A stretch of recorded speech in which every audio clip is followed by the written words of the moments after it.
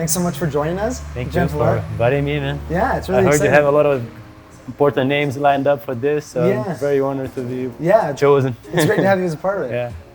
So for those people who might not know you super well, do you want to introduce yourself, say how you got into Jiu Jitsu, where you are now?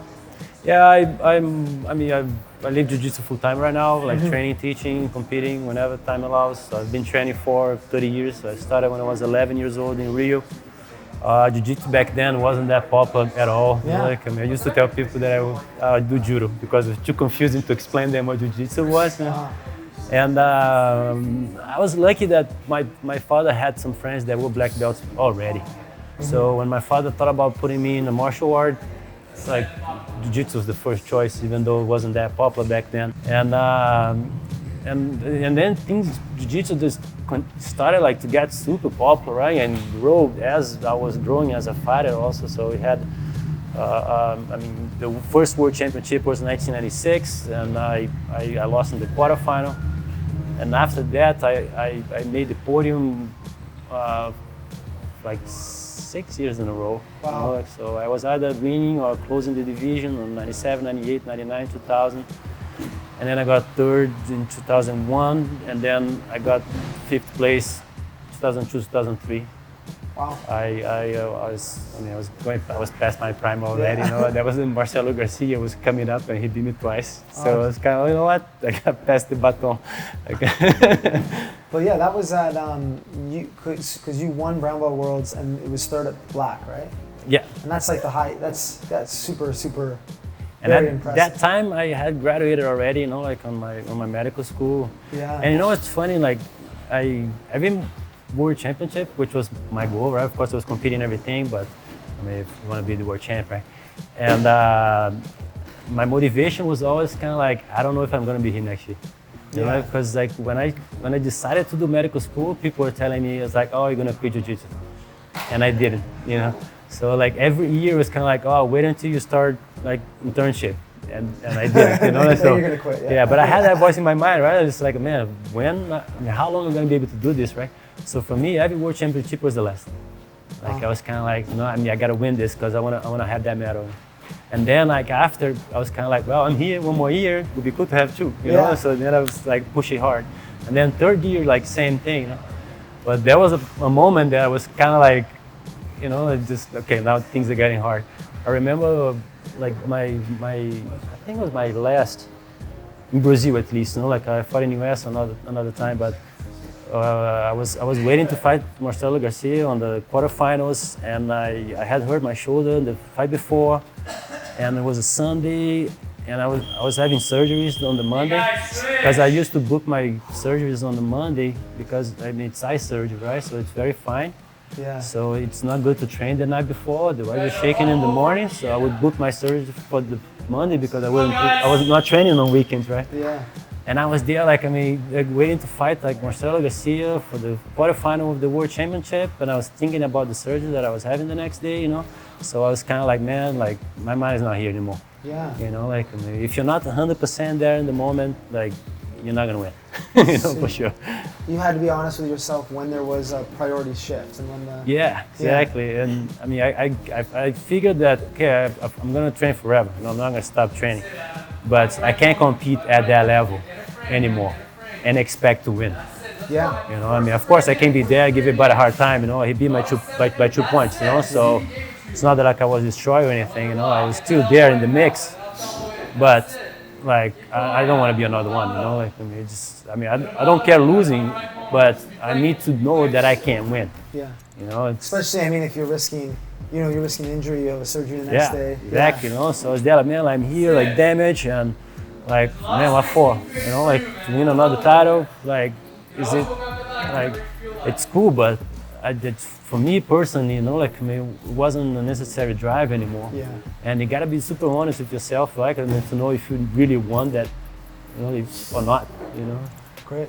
I would love to get into that in more detail, but before we do, one of the things that I was really interested in talking to you about, because, you know, I'm doing my PhD in philosophy and I'm having difficulty or like experiencing that of like balancing kind of two high-level pursuits at the same time, because I'm still training, I'm competing. So you were doing medical school, and then you had finished, and I guess was it residency when you were competing? I'm not. And you were still competing and winning at a really, really high level. And I guess there's a lot of people out there who A, would think that's impossible. And B, you see a lot of people, I think nowadays, blue belts, pro belts, who are, going full time or kind of cutting out other things out of their life. And I guess I just want to pick your brain about that and get your opinion on, how did you balance that successfully? Do you see people making mistakes? I guess it's a good way to start. And do you think that's doable, that's possible for people? Yeah, I mean, every case is different, right? Yeah.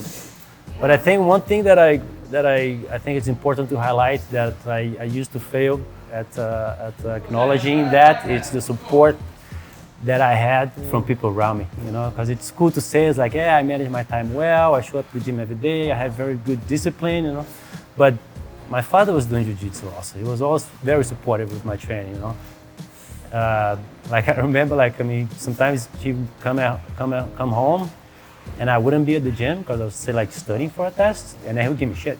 Like, oh, you're a quitter now? I was like, man, I'm studying, I'm not partying or something. Yeah, exactly. I'm not watching TV, man. And then, but anyway, my father was always super supportive of my training. I was living 2 blocks away from the gym, I was living at home. I had no bills to pay. I didn't have any kids to raise, So, I was never super wealthy, but my family was supporting me in a way that I didn't need to work, right? So yes, medical school takes a lot of your time, but what else? I was studying 8 to 5, and I was getting home and I was being super efficient with my time, right? I was kind of getting home, getting my gi, going to the gym, and training 1 hour, coming back, so I'll be home at 7. So I wasn't wasting, even times that were busy, I had 30 minutes to train, So I would get at the gym, do 3 10-minute rounds, no break in between, get home, So it would take 30 minutes of my time, right? To do my training. So that's that. So so having all the a supportive environment around you, it's super important. And unfortunately, a lot of people can control that. But if you do have, you gotta acknowledge it, and then you gotta do your part.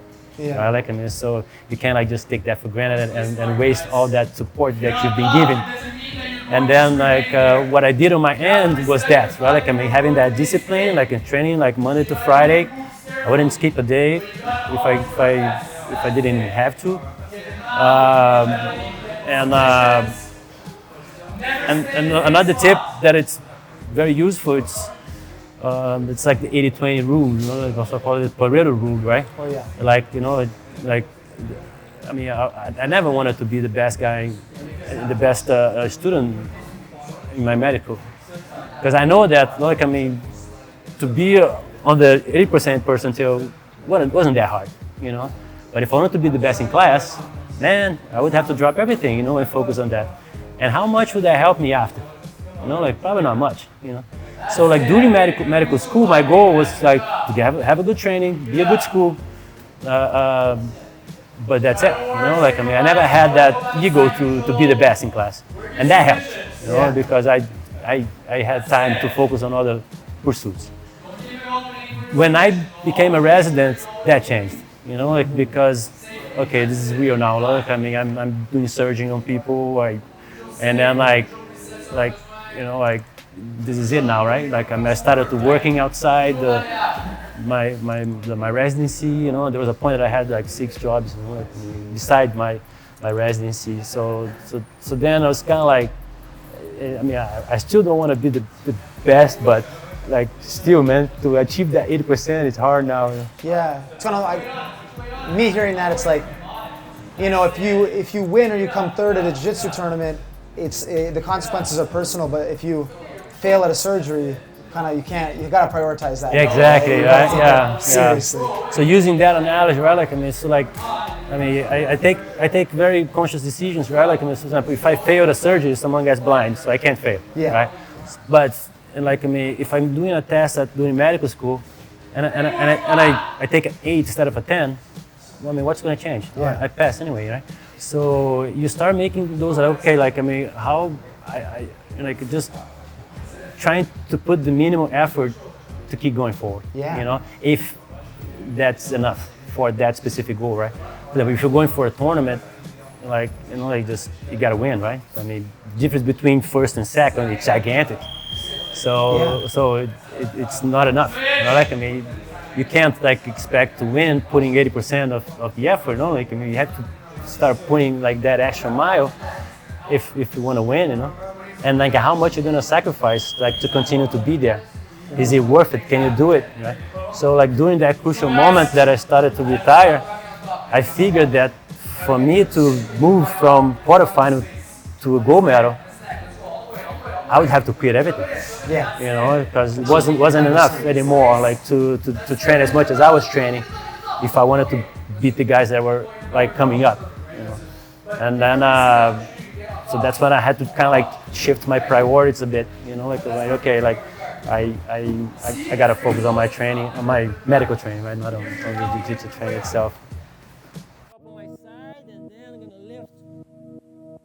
By definition, butterfly guards, you assume sort of like a butterfly position and you use your feet between your opponent's legs, right? And you lift your opponent with them. That's why we call them hooks, right? But, like I mean, touching on the misconceptions that people have about butterfly guards, right? First one, you don't want both feet to lift your opponent, right? You're not gonna make it easier to lift your opponent by using 2 feet instead of 1. Because like I mean, you're gonna use more your body than the hook itself, right?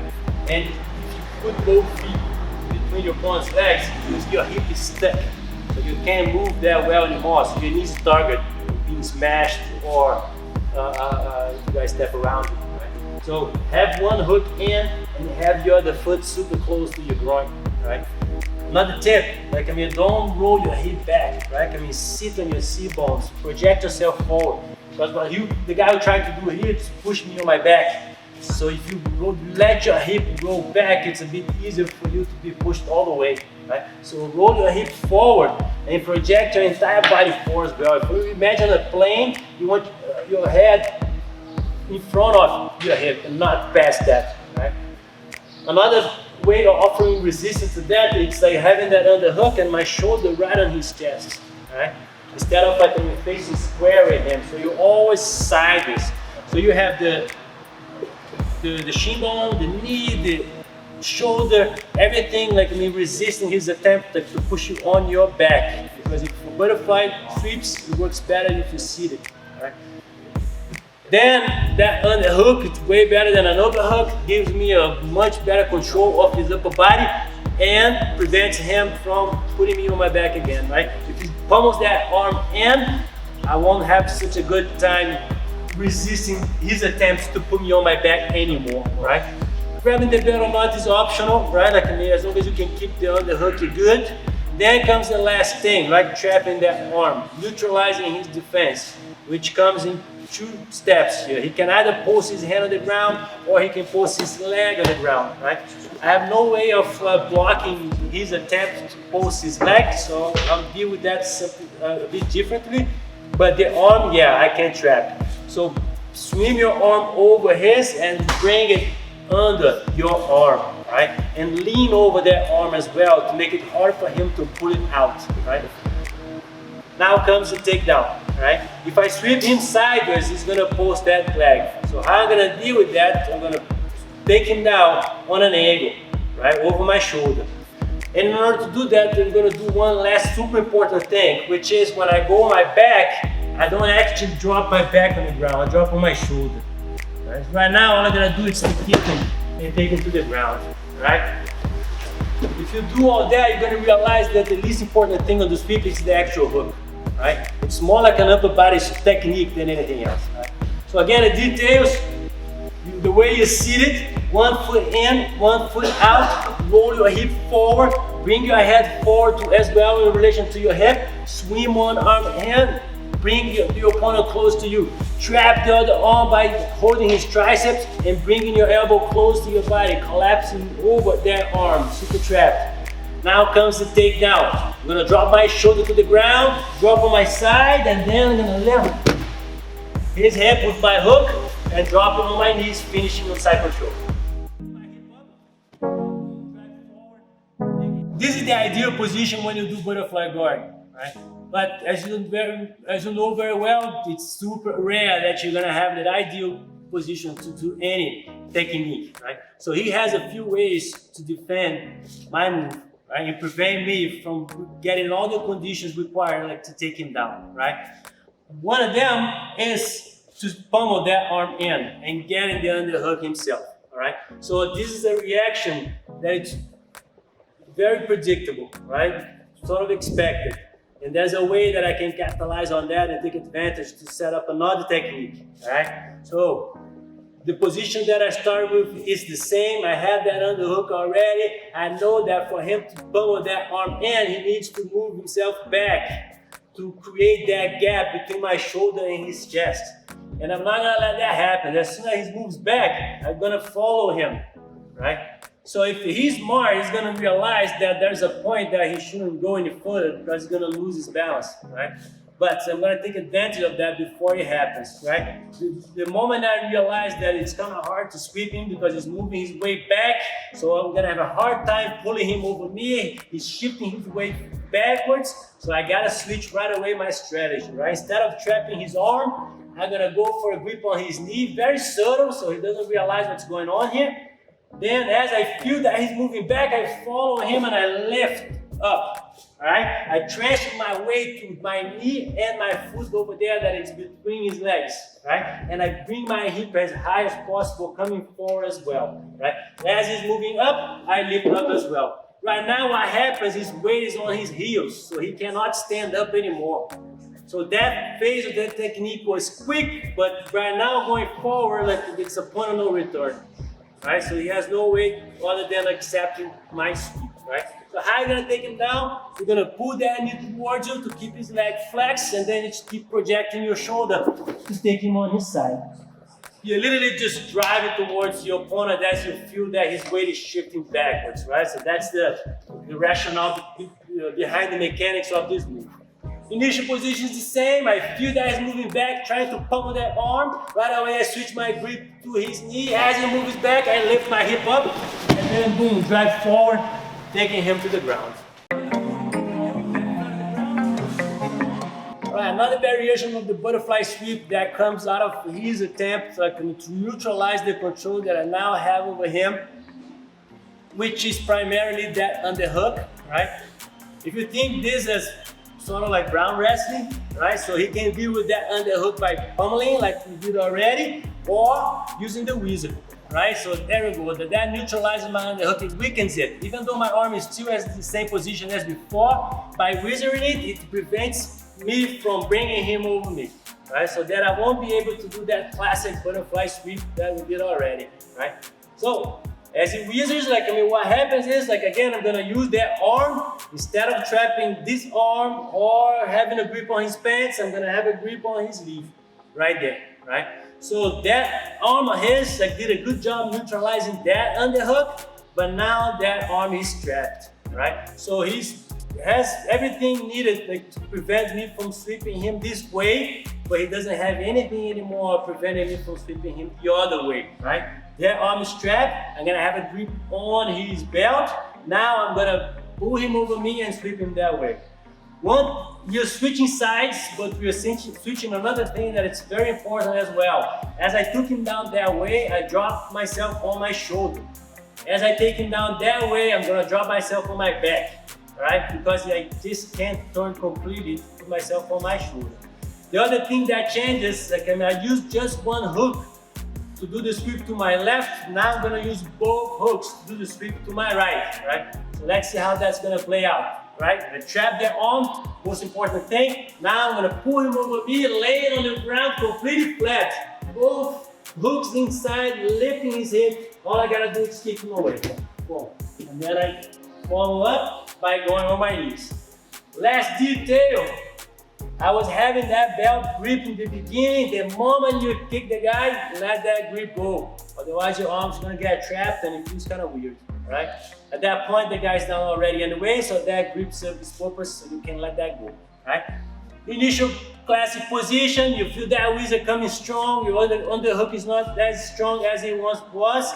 Switch strategy, grab that sleeve. This is a super strong grip, no way he's gonna break that. Now I'm gonna pull him over you, back flat on the ground, hooks are on, grip is gone. As he's falling on his back, you just need to follow up and then land on your knees, right beside. Right, we're working on butterfly sweeps and variations. We are back into the original position. Right now I have everything going for me, and I'm only gonna do a variation if it's using something to prevent me from doing my classic sweep, right? You can use that arm to post, which is why I block. You can pummel that arm, which there are variations for that as well. You can wizard, figure out a way to neutralize that underhook, right? If I don't let anything happen, I have that arm trapped, I have that underhook deep, it's not moving back, I have it all. You can still use that leg and post it, that prevent me from sweeping, right? So if you post that leg before I get started, all the way out, it kind of like makes it hard for me to do that sweep, right? And the good thing for this variation is that he has to step all the way forward, right? He cannot just step all the way far away from me, because that's not going to serve the purpose of preventing this sweep, which is basically dropping him on his shoulder. So for him to defend my move, he's going to have to put that foot exactly where I want to drop him at, right? And as it does so, it makes it fairly easy for me to trap that foot, right? So the variation will go like this. That arm that was previously controlling the arm, you're gonna abandon it, you're gonna have that arm right under his leg, and you're gonna drop right on it as well. Kind of important detail here, like that foot that was pretty close to my groin doing nothing, right? In order for you to drop quick, you're gonna kick that leg all the way through, from under the other leg, right? So you're gonna go like this, boom, all the way down, right? And as you dive, you use your hook to lift him over you and bringing him right on the other hook. What you're gonna have is the actual X guard, right? Which was the reason why the X guard was invented. There's a variation of the butterfly guard.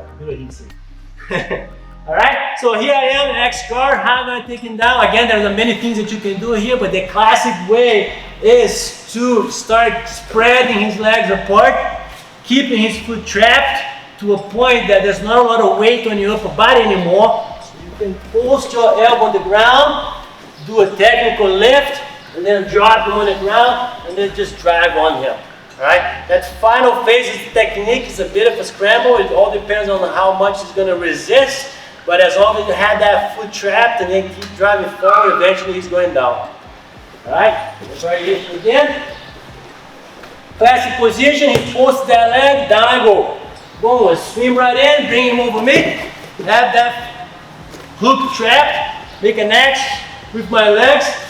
Super important to get that foot trapped. If he takes his foot out of here, my technique is over.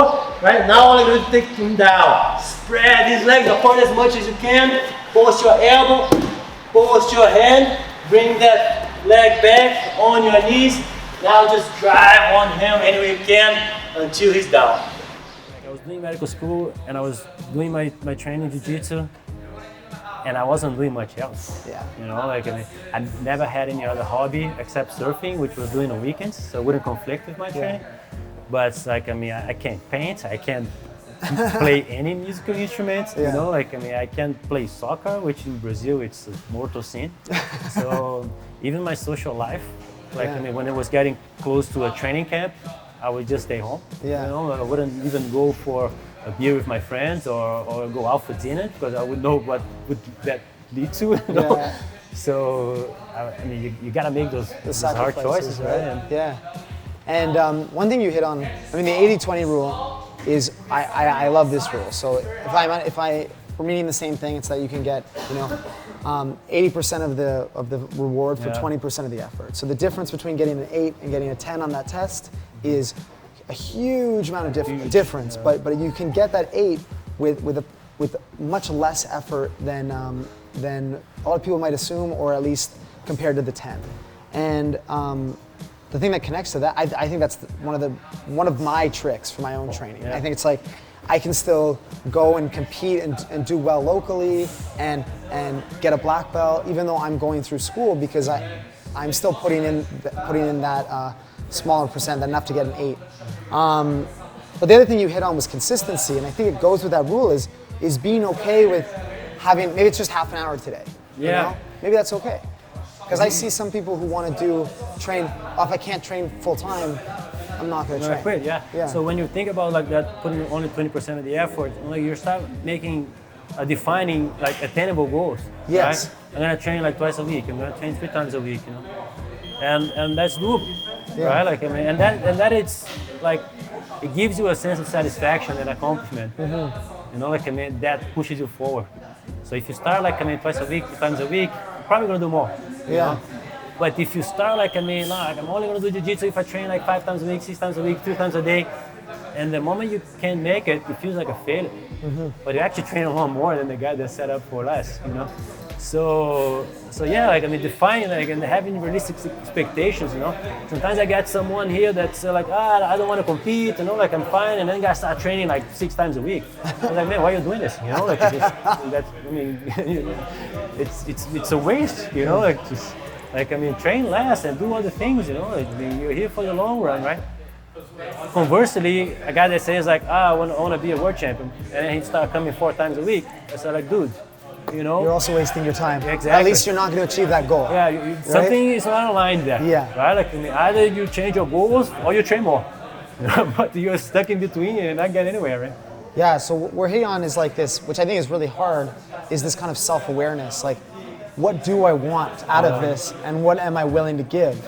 And you seem to have been able to define that well for yourself and adjust when it changed. Yeah. Right. And it hurts, because when I was, at that time, right? That was kind of past my peak. But I knew that, man, if I train a little hard, I can win. Because I know that those guys are training more than me, but I'm still still close. At that level, right? Yeah. And to know that you could make it, but you're not making it because you're not putting enough training, it's hard. And some people can live with it, but most competitors cannot. They decide look, if I cannot put the effort that would take me to win, I prefer just to abandon that goal and then continue being a hobbyist, right?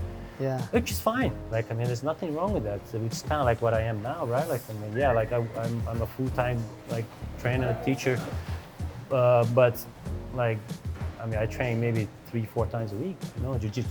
Because you're focused on teaching now. Yeah. Yeah. So your roles changed. And I'm on the 20% effort there. So I'm putting in the effort just to make me improve and helps me to get in shape. But I had no expectations of beating, the top guys nowadays. Yeah. And it's not a bad thing either, right? It doesn't make me feel any less. Well, you've picked your life. You have a great club. You have kids. You were saying you're a teacher, and you recognize I'm not going to be able to win black belt worlds right now when I'm doing that, but that's okay because I like these things and you want that life too, right? And when you establish priorities, right, which is one of the key things about managing your time. Once you define your priority, you also design your whole life around it, right? So if your priority is becoming the world champion, yes, you're going to define all your life around it, right? If your priority, and that's going to involve a lot of training, right? But if your priority is not becoming the world champion anymore, why are you putting all that training?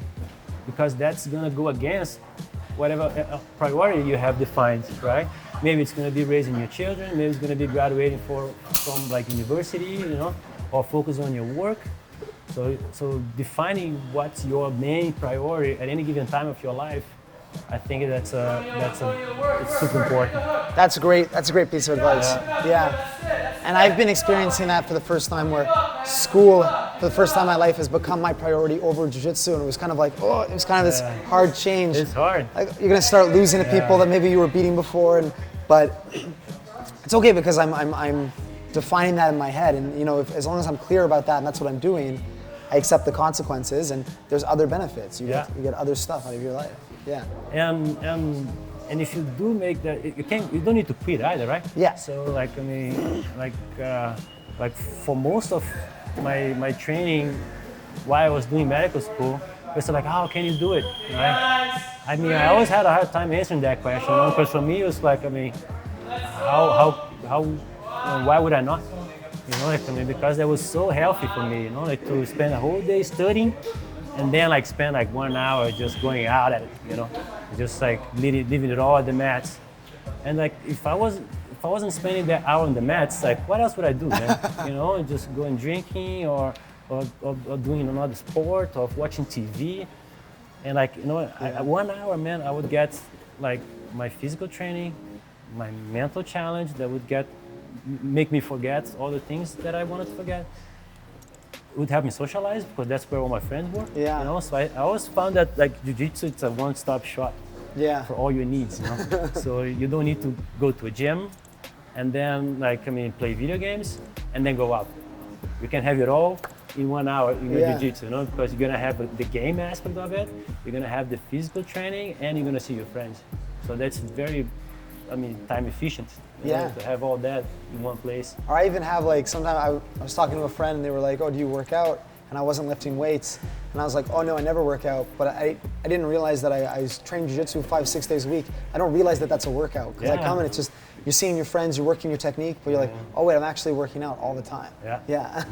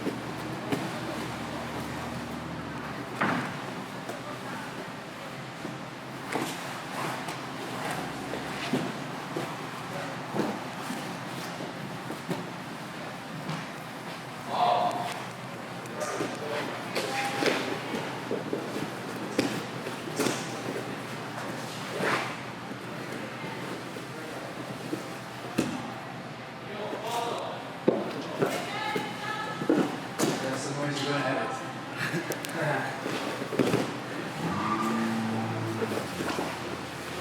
they're going to continue doing their thing on the side. Okay. Instead, they're going to put music to edit the noise of the children. Hello. Hi. From YMCA. John. Here. Yes. Come in, just be careful with the equipment and stuff. There's benches all along here. So you can just there's locker room, so locker room here, bathroom. There. And we can put our shoes in the locker room. Okay. Okay. All right, guys. Shoes and socks off, and you can put your bags in the locker room. Put your bag in there. Awesome. Shoes and socks off. Put your bag in there. And socks. Take it all off.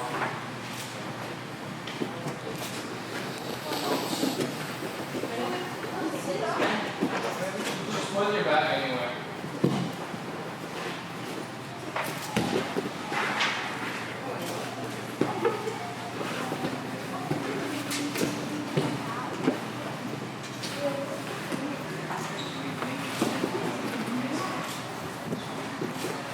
No, you just leave your shoes here.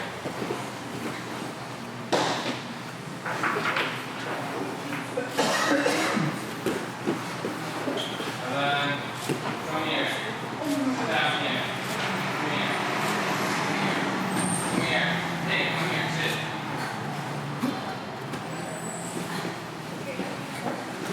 We can start going on the mat over there. Okay. More on the mats. You guys can start running around on the mats over there if you want. Get on these. Oh, okay. That's a puzzle, okay? Yeah. Okay. Yeah. Alright, guys, come this way. The butterfly is great, obviously. I like when you're passing it. You get to the head really quickly. Yeah. It's nice. Changed that recently. Yeah. To be more like a spirit pass. It's like an arm for boys. So you're just like off the field. Yeah, I can feel it. I feel it. You can go a little weaker. Yeah. Keep it fit. It's awesome. Take your shoes, your socks off.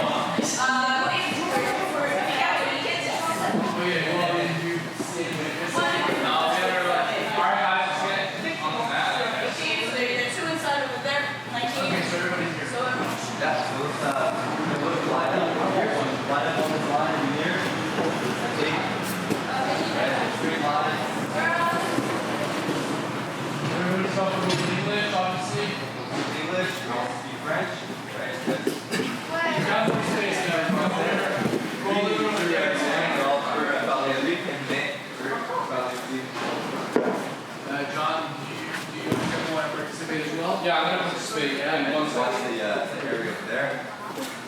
Okay, so a quick introduction, alright? My name's Lucas, right? Been in training for about 10 years. Just got my black belt actually, so pretty excited about that. Been competing for about 10 years also. Internationally. I tried that speaking. And today we're going to self-defense techniques, right? Based off of like Brazilian Jiu-Jitsu basics, right? And this is of course our goals, right? That's what's our goal, right? Yeah, so same thing, pretty much the same thing. I started pretty much at your age. has also started at your age as well. We started working and teaching this when we were older. We've been doing this for 10 years or more now. So yesterday, same group as you guys came in and showed a bunch of basic self-defense techniques. Some of them are actually quite important as well. So do advise you guys to pay a lot of attention. Try not to be too afraid of doing stuff. And look, take it seriously because you guys are going to find it quite difficult to do some of the stuff we're going to show you today, okay? Besides that, just listen, try to do everything to show you guys today, and hopefully it'll help you guys. Hopefully you won't have to use it in your life, obviously, but if ever you guys get into a bad situation, hopefully it's going to help you guys. Nice, thank you so much. Okay? Thank you. Good job. Got everybody here, or? It'd be nice to meet you. Yeah.